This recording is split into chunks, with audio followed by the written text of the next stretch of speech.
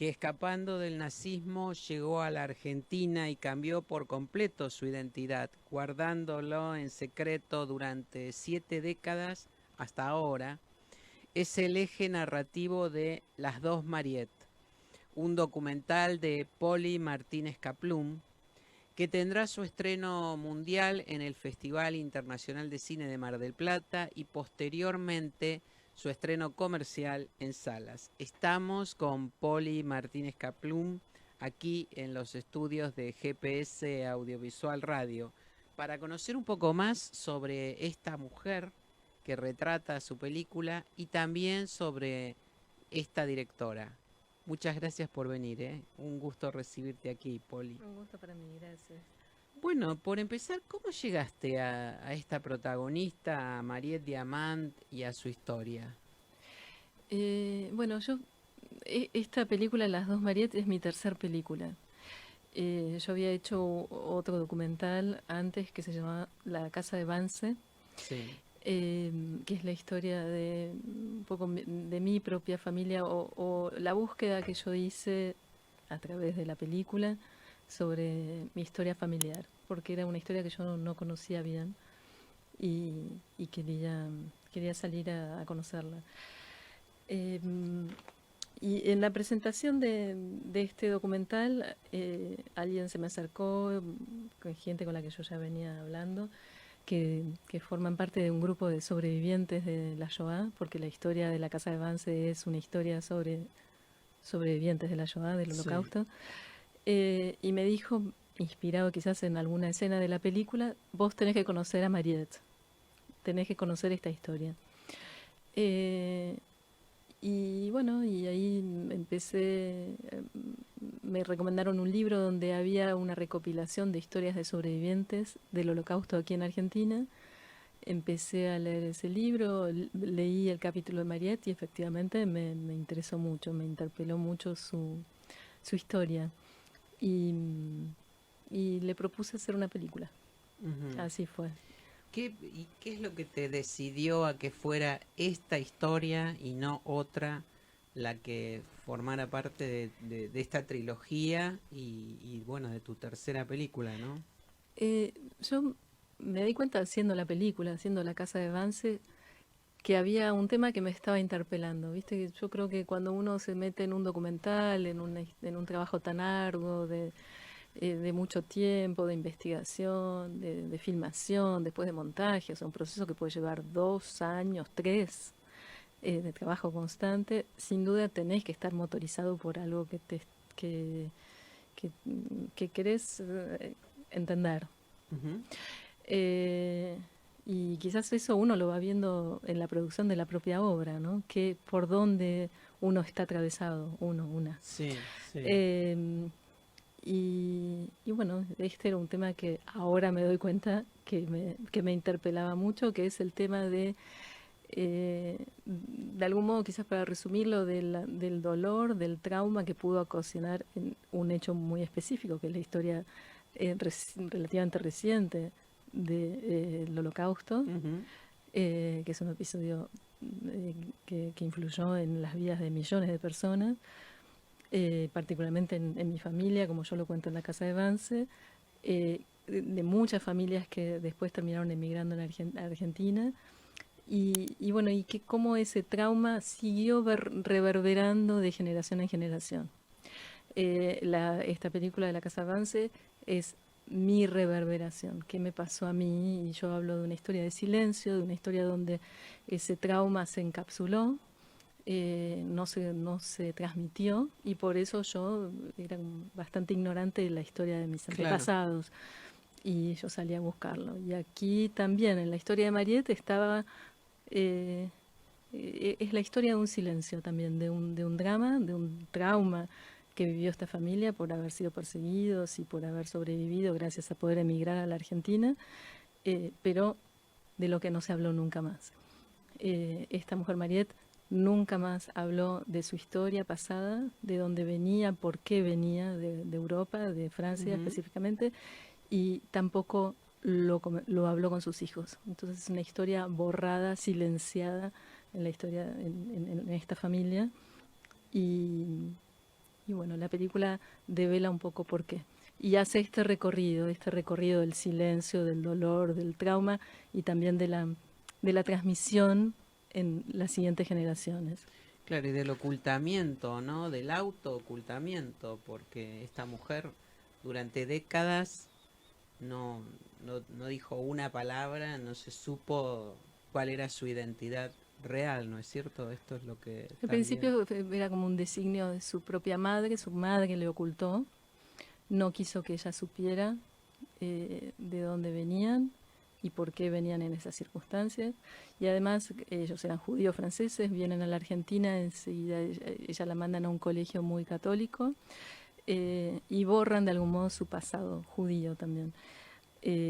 Pero es la historia, ella, si bien no lo sabía, cuando lo conoce por casualmente, ella se entera que su padre era de origen judío, ella también lo oculta y no se lo dice a sus hijos, ni a su entorno, ni a sus amigos, y ella sigue como una señora católica argentina. Ujú. Y bueno, quizás la película plantea todos esos dilemas, ¿no? ¿Qué se hace con el secreto? Si se puede abrir el secreto, si hace bien abrirlo, si los demás lo pueden aceptar, algunos se oponen, ¿por qué se oponen? También se entrecruza el tema del judaísmo, qué es ser judío en argentino, qué es ser judío para ella, qué fantasmas le aparecen. Como digo, qué es lo que reverbera de esa historia trágica del judaísmo en la Segunda Guerra aún hoy. Ujú. Y bueno, todo eso está tratado en el documental, pero no porque yo lo trate, sino porque aparece en la historia. Una vez que yo fui a filmar la historia, todos esos temas están. Claro. ¿Y cómo fue el proceso de convencerla a ella, a Mariette, de convocarla, de que se abriera ante vos y bueno, en una película, ¿no? Sí, la verdad que no fue fácil. Ella ya había empezado a hablar de este secreto con este libro. A una persona que quiso hacer historias de sobrevivientes, la tomó a ella como una sobreviviente, si bien ella no se consideraba en absoluto como una sobreviviente. Ah, Todas estas palabras, persecución, Shoah, judaísmo, ella prácticamente no las conocía. Eh, pero bueno, accedió a contar su historia, primero en un primer libro donde apareció con un seudónimo, después con su propio nombre, y ahí se cuenta la historia de ella, pero su familia no estaba nada contenta con que ella hablara. eh, y ella misma decía en el libro que su entorno no quería que ella contara esta historia. Y eso es lo que a mí me interesó. ¿Por qué hay una oposición a conocer una historia de los antepasados, una historia trágica, de una historia que hace a lo que somos también, ¿no? De dónde venimos, qué han sufrido nuestros padres, nuestros abuelos? ¿Por qué esa oposición? A mí eso me resultó muy interesante, cierta como negación del propio recorrido y por qué no querer aprender eventualmente de ese recorrido, ujú. porque yo creo que eso tiene mucho valor. Eh, y la película resultó todo esto. Ella al principio con algunas dudas, pero también quizás con cierto desafío, le daban ganas, probablemente con cierta vanidad. Ella tiene 90 años, es una mujer grande. Y también en su discurso ella decía que no quería morir sin hablar de su verdad. O sea que también algo traccionaba ahí, ¿no? Esa mentira o ese secreto de algún modo tampoco lo estaba pudiendo sostener mucho más. Ajá. Y la película era la posibilidad de que la familia se enterara. Pero lo que aparece en la película, que para mí es muy interesante, es no solo que se enteren, sino que también se puso en discusión, se empezó a transmitir todo eso dentro de la Claro, familia. claro, claro, claro. Llevar el tema, iluminarlo de alguna manera, ¿no? Eso es lo que hace tu película. Ahora, bueno, ¿qué descubriste al ver la película terminada y en pantalla grande? Y si ella la vio, ¿cuál fue su reacción? Sí, ella la vio y también fue una sorpresa tanto para ella como para mí que todos terminaran participando de la película. Al principio se oponían y poco a poco cada uno fue participando. Me refiero a los hijos y a los amigos, su entorno más cercano. Ujú. Eh, Eso yo creo que es es un gran logro, que quizás es uno de un mérito que yo puedo decir que tuve como productora y directora de la película, poder conseguir que ellos hablaran, se prestaran, quisieran intervenir en la película y dar su opinión. Entonces la película es muy honesta porque todas las perspectivas están puestas ahí, ¿no? Y después, para mi sorpresa, a ella le gustó la película y a su familia y a sus amigos les gustó la película. Que era algo que también a mí me da un poco de miedo, pero bueno, quizás es porque también la sintieron, porque no se sintieron manipulados en lo que decían y porque sienten que lo que dicen está bien y es lo que ellos piensan. Así que bien, funcionó bien. Las dos Mariette es la tercera parte, ¿no? El tercer episodio, digamos, de alguna manera, de una trilogía sobre las huellas del Holocausto aquí en la Argentina. ¿Qué te permitió descubrir esta saga? Bueno, yo esto desde el inicio con Lea y Mira, que es la primera película. Lea y Mira son dos sobrevivientes de Auschwitz, que lograron sobrevivir a Auschwitz y después emigraron a Argentina. Y yo, cuando hice la primera película, no tenía muy claro que mis abuelos maternos eran sobrevivientes, no de Auschwitz, pero sí del Holocausto. Sobrevivientes, ¿por qué? Porque técnicamente aquellos que estuvieron perseguidos en la época en que ellos estuvieron en Alemania, ellos eran alemanes, vivían hasta el 36, estuvieron ahí, la persecución empezó en el año 33, ellos fueron perseguidos, lograron sobrevivir al exterminio, a la persecución. Toda esa historia yo la conocía como una cosa muy exótica, más bien, porque mi mamá nació en Egipto y mis abuelos emigraron unas 5 veces y vivieron en Suiza y vivieron en Alejandría y después vinieron a Argentina, pero se volvieron a ir. Y haciendo Lea y Mira, yo empecé a preguntarme, pero ¿de qué manera mis abuelos habían logrado sobrevivir en tantos judíos, ¿no? ¿Cómo se habían...? Y ahí, y después hay un caso de una restitución de una casa. Mi madre consigue con sus hermanas restituir la casa en Berlín.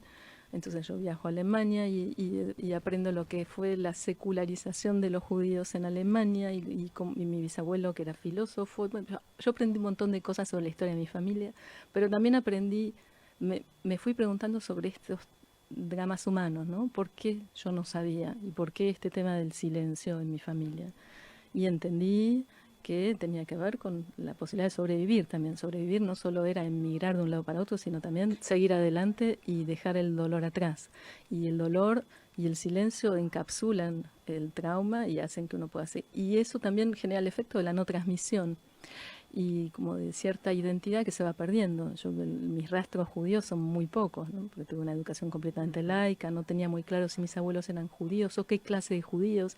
También esta película atraviesa la temática del judaísmo, qué es ser finalmente judío, y lo que es el antisemitismo, que son temas que también se tratan.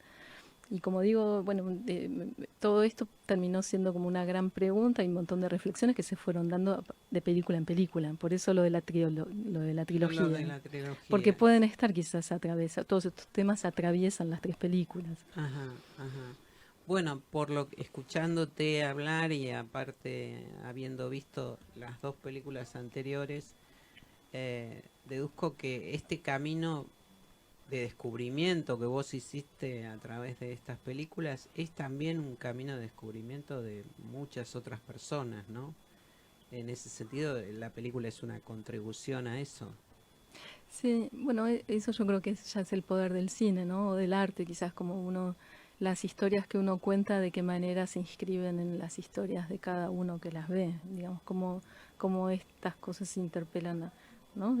La gente se ve reflejada en sus propios temas, las personas, y ese es el gran valor de la expresión artística, poder hacer que cada uno piense en lo suyo. Y sí, quizás son tópicos bastante universales, porque son dramas humanos, donde, bueno, sí, la gente encontrará su manera de reflejarse y de reflexionar acerca de todos estos temas que finalmente se van tratando. Con particularidades, yo también insisto en la singularidad que tienen las historias con la Argentina. O sea, estas son historias de inmigrantes, historias de inmigrantes de la Segunda Guerra, de holocausto, de judaísmo en la Argentina. Y en el canon de la cinematografía argentina no sé si hay algo similar, digamos. Sí, no están muy abordados o apenas tangencialmente, ¿no es cierto?, de estas búsquedas de identidades o de ocultamientos. Y Bueno, de quizás hecho, lo que fue el tema del nazismo en Argentina sí, todavía hoy es un tema tabú, ¿no es cierto?